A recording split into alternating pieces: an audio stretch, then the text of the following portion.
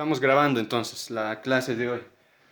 No va a salir con la misma calidad, pero continuamos. Ya, entonces, ¿en qué estábamos? ¿En qué estábamos? Habíamos factorizado nuestra constante y, ¿no? Esta de acá es una constante, a pesar de ser un número imaginario, no deja de ser una constante, por tanto esto puede salir afuera de la integral. Y ahora vamos a observar estos dos paréntesis. La multiplicación de estos dos paréntesis, ¿cuánto nos dará, compañeros? ¿Cuánto nos dará la multiplicación de esos dos paréntesis? Lo que voy a tener es que esto va a ser igual a, voy a sacar a mi constante y aquí afuera y voy a tener la integral de seno de t. Ahora, dime cuánto vale la multiplicación de estos paréntesis. Si es que recordamos del primer parcial, esto no era más que la factorización en diferencia de cuadrados, ¿sí?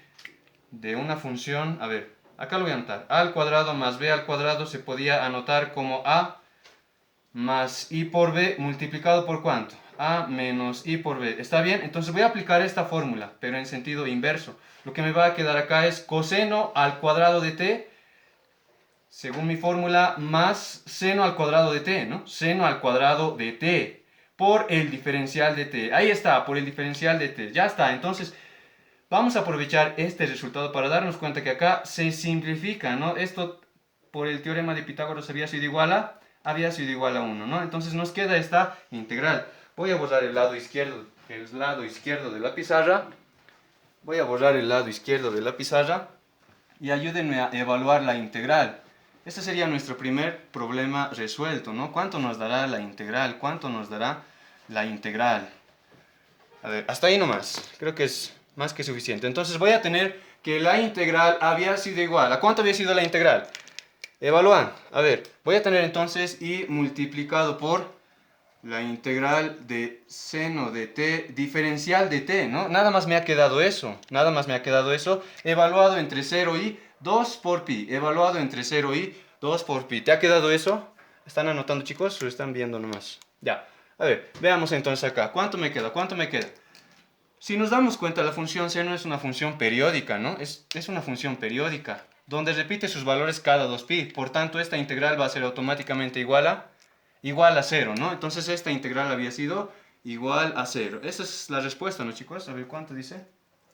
La respuesta, mientras voy viendo el otro ejercicio.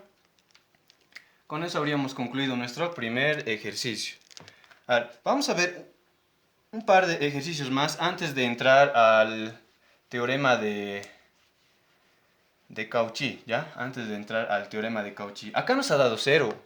Y si es que recordamos, el teorema de Cauchy nos decía que cuando una función es analítica, el resultado de la integral es igual a 0, ¿no? Perdón, cuando el integrando es analítico dentro y sobre el contorno de integración, ¿no? ¿Será que es analítico la función que teníamos al principio? Una pregunta interesante, ¿no? Lo vamos a ver más adelante. A ver, veamos, pero otro ejercicio. Veamos otro ejercicio. Otro ejercicio. A ver, vamos a ver otro ejercicio. ¿Cuál quieren hacer, chicos? ¿El 2 o el 3? ¿Cuál les parece más complicado o cuál quisieran resolver? ¿El 2 o el 3, chicos? O yo decido. ¿Alguien está ahí, chicos? ¿El 3? Ya, el 3 vamos a resolver entonces. ¿Qué nos dice el ejercicio 3? ¿Qué nos dice el ejercicio 3? Nos dice evaluar la integral, ¿no? O resolver, lo voy a copiar. Tenemos una integral que se está evaluando sobre la curva C de, nos dice real, ¿no? Real, nos dice real ¿de quién? De z a la octava, ¿no? Z elevado a la octava más 1, ya, hasta ahí termina, por el diferencial de z. Por el diferencial de z, donde la curva C está dado por módulo de z igual a 1, ¿no? Módulo de z igual a 1. Módulo de z igual a 1. Ya, el ejercicio número 2 es muy parecido al primer ejercicio que hemos hecho, ¿no? Entonces van a poder resolverlo. Vamos con este ejercicio, ya. Entonces, lo primero que tenemos que hacer acá es, primero, analizar nuestra curva de integración. Así que lo primero que vamos a hacer es graficar nuestra curva de integración, ¿no? Aunque acá, otra vez, vemos que es de nuevo una circunferencia de radio 1. Es una circunferencia de radio 1, ¿no? ¿Estoy equivocado? Sí, es una circunferencia de radio 1. Entonces, lo voy a tratar de dibujar por acá. Y acá me voy a marcar uno en el eje real y uno en el eje imaginario. Entonces, esta va a ser mi trayectoria de integración, ¿no? Esta va a ser mi trayectoria de integración. Y asumimos siempre que está siendo recorrida en sentido positivo si no nos dicen nada, ¿ya? Siempre está siendo recorrida en sentido positivo si no nos dicen nada. El siguiente paso, ¿cuál era? El siguiente paso era ver qué tipo de parametrización podríamos utilizar para poder resolver la integral y llevar en función de un solo parámetro, ¿no? Ahora, algunos de ustedes me dirán, pero Oxy, ahí ya está en función de una sola variable, está en función de z, ¿no? No. Es que acá, en este caso, fíjate que z no es una sola variable. Z es en realidad x más y. Esto es lo que siempre se asume en integrales complejas. Fíjate que acá tengo dos variables. Ahora, existe un teorema que me dice independencia de la trayectoria, donde lo que yo podría hacer sería integrar esto directamente respecto de la variable z. ¿Te has preguntado si es que se puede hacer eso? Pues en algunos casos sí, esa es la respuesta. En algunos casos sí, pero lo vamos a ver un poco más adelante, ¿ya? Un poco más adelante, ya. Listo. Entonces, hasta ahí. Lo que tenemos que hacer es llevar en función de un solo parámetro. Ahora, en este caso, ¿qué tipo de parametrización podríamos utilizar? ¿Qué tipo de parametrización? Acá me dice que es la ecuación de una circunferencia. Entonces, mi primera opción es aplicar z igual a coseno de t más i por el seno de t. Más i por el seno de t. Otra opción, habíamos dicho que podríamos utilizar, es z igual a el radio, que en este caso vale 1 por e elevado a la i tita. ¿Cuál de los dos nos conviene utilizar en este caso? ¿Cuál de los dos nos conviene utilizar? Acá tengo z a la octava, ¿no? Entonces, al elevar a la octava esto se va a hacer un poco largo, ¿no? Pero lo que podríamos hacer es aplicar la propiedad de potencias en números complejos, que es más fácil de aplicarse acá, ¿no? Es más fácil de aplicarse acá. Entonces, vamos a aplicar este tipo de parametrización para variar. En el anterior ejercicio ya hemos aplicado este, ¿no? A ver, para variar vamos a aplicar entonces el otro.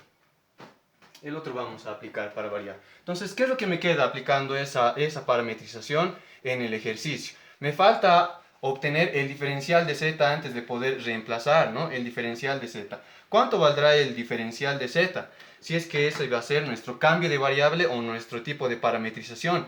De ahí de la ecuación hay que diferenciar. Voy a tener diferencial de z igual. Al diferenciar, derivando esto es un simple exponencial donde i se trata como una constante. A la i, a la unidad imaginaria, i se le trata como una constante. Así que baja, ¿no? I por e elevado a la i tita por el diferencial de tita. Ahí está, estamos recordando también derivadas, ¿no? Ya está, entonces este es nuestro diferencial de z. ¿Qué más nos falta? ¿De dónde a dónde varía tita? ¿De dónde a dónde varía tita? Tita seguramente va a comenzar desde 0 hasta dónde va a ir, hasta 2pi, ¿no? Para poder cubrir a la circunferencia entera, ¿está bien? Ya, listo. ¿Qué más podríamos hacer? Ahí tengo, diferencial de z igual a esa expresión. Bien, vamos a reemplazar entonces. ¿Qué me queda? ¿Qué me queda? La integral va a ser igual a la integral. Me dice real de z elevado a la octava. Ahora, z elevado a la octava me va a quedar e a la 8 y tita. ¿Está bien eso, chicos? Aplicando las propiedades de potenciación para números complejos. Más 1 me dice, voy a cerrar paréntesis por el diferencial de z. Tengo i por e a la i tita por el diferencial del ángulo tita. ¿Está bien? Ahí está, ya, listo. ¿Qué más podemos hacer? ¿De dónde a dónde van nuestros límites? Hemos dicho de 0 a 2pi. Y ahora hay que simplificar un poco esto antes de poder integrar, ¿no? Así parece que no se puede integrar esta función que tenemos ahí. Entonces, ¿qué es lo que vamos a hacer? Vamos a tratar de sacar el real de esta expresión. ¿Qué es lo que me queda entonces al tratar de sacar el real de la expresión? Voy a tener integral de 0 a 2pi de... ¿Cuánto sale el real de esta expresión? Si es que llevamos esto a notación cartesiana, es decir, separando las partes real e imaginaria, su parte real seguramente va a ser coseno de 8 veces tita, ¿no? Va a ser coseno de 8 veces tita. Entonces la parte real de todo esto directamente va a ser coseno de 8 veces tita más ¿cuánto? Más 1, ¿no? Coseno de 8 veces tita más 1. Ahora, a mi constante, porque y es una constante, lo voy a sacar afuera de la integral. ¿Qué más voy a hacer?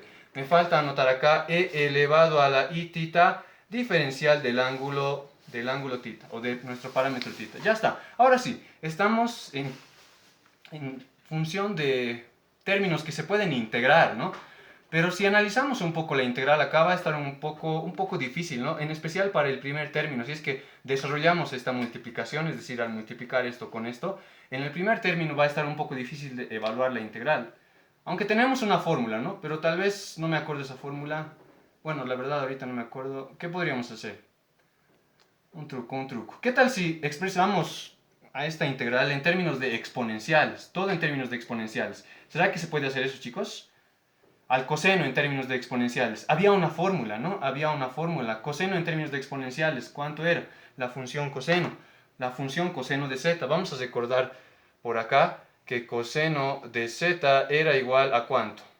Era igual a el exponencial de i multiplicado por z más, ¿no? El exponencial menos i de z dividido entre ¿cuánto? Entre 2, ¿no? Vamos a aplicar esta fórmula de ahí. Disculpen el tipo de letra. Voy a anotarlo por acá. Voy a tener entonces i por la integral de 0 a 2 por pi por... ¿Está bien esta fórmula, chicos? Creo que está bien, ¿no? Entonces voy a aplicar esta fórmula aquí, ¿ya? Me va a quedar lo siguiente, Voy a tener e elevado a la ¿cuánto? A la i por 8 veces θ, ¿no? Por 8 veces θ, más e elevado a la menos i por 8 veces θ, dividido entre ¿cuánto? Dividido entre 2, ¿no? Entre 2, más 1. Ahora sí, a esto le vamos a multiplicar el exponencial de i multiplicado por θ. Creo que está más fácil de resolver esta, ¿no? Me va a quedar entonces que esta integral no había sido más que la integral desde 0 hasta 2pi de... ¿Qué es lo que me queda? En el primer término voy a tener un medio de e elevado a la ¿cuánto? Acá voy a tener, sumando exponentes, me va a quedar i por 9 veces θ, ¿no? I por 9 veces θ. ¿Qué más? Más un medio, por este lado, e elevado a la ¿cuánto? A la menos i, sumando exponentes, me va a quedar i por 7 veces θ, ¿no? Por 7 veces θ, más e elevado a la i por θ. Todo esto por el diferencial de θ. Ya está, ya lo hemos simplificado. Ahora sí, hallemos la integral directamente. Voy a admitir a sus compañeros.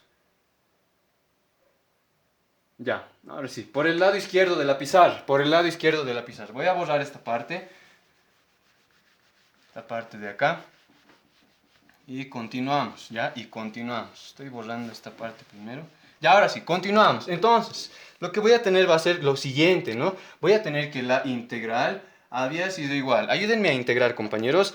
Primero anoto esta constante y que tengo, y ahora sí, integrando. El primer término me va a quedar un medio por... Acá lo que voy a tener es e elevado a la i por 9 θ dividido entre... i9, ¿no? Entre i9. ¿Qué más? En el siguiente término voy a tener más un medio por e elevado a la menos, ¿no? Menos i por 7 θ, ¿no? Dividido entre ¿cuánto? Entre menos i7, ¿no? Así va a ser. Y el último me va a quedar más e elevado a la i θ dividido entre ¿cuánto? Entre i, ¿no? Entre i. Ahí está. ¿Está bien esa integral? Todo esto evaluado entre ¿qué límites? Entre 0 y 2pi, ¿no? Entre 0 y 2pi. Ahí está, entre 0 y 2pi. Listo, ¿qué más podemos hacer? ¿Qué más? Hasta ahí, ¿no? Ya, voy a borrar esta parte y evaluemos la integral. Ya, a ver, vamos a buscar funciones periódicas, ¿ya? ¿Se acuerdan que la función seno es una función periódica? Ahora, te hago una pregunta. ¿La función e elevado a la i θ es una función periódica? ¿Quién me responde? La respuesta a esto, señores, es que sí. La función e a la i θ es una función periódica. ¿Y cuál es el periodo? El periodo es igual a 2pi, ¿no? Es igual a 2pi. Por tanto, la integral de esto, desde 0 hasta 2pi, va a ser igual a 0, ¿ya? Es decir que esto tiene los mismos valores entre estos dos límites, ¿no? ¿Será que pasa lo mismo con estas dos expresiones? La verdad es que sí, ¿no? Es decir, que todas estas van a ser iguales a 0. ¿Se dan cuenta, chicos? La integral me queda entonces que va a ser igual a i. Multiplicado por un medio de... A ver, acá. Me va a quedar e a la i por 9 por 2pi.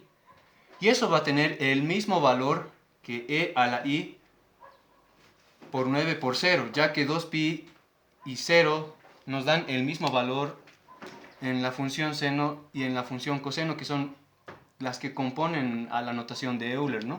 Entonces, esto me da 0. Esto también me da 0 y esto me da 0. Pueden aplicar, en otras palabras, la fórmula e elevado a un número n por i por tita. Esto es una función periódica. Con periodo t igual a 2pi. Pueden aplicar esta fórmula. Había sido una función periódica. ¿Cuál es la restricción? Que n tiene que ser un entero. N tiene que ser un entero. Pueden probarlo ustedes en sus cuadernos o después de terminar la clase, ¿ya? Entonces lo que vamos a tener es un medio de 0 más un medio por 0 más 0. Ahí está. En el examen nos salva esto, ¿no? Entonces esto había sido igual a 0, ¿no? Me va a dar 0. ¿Eso sale la respuesta? Ya, vamos con otro ejercicio. ¿Han entendido, chicos? Hasta ahí algo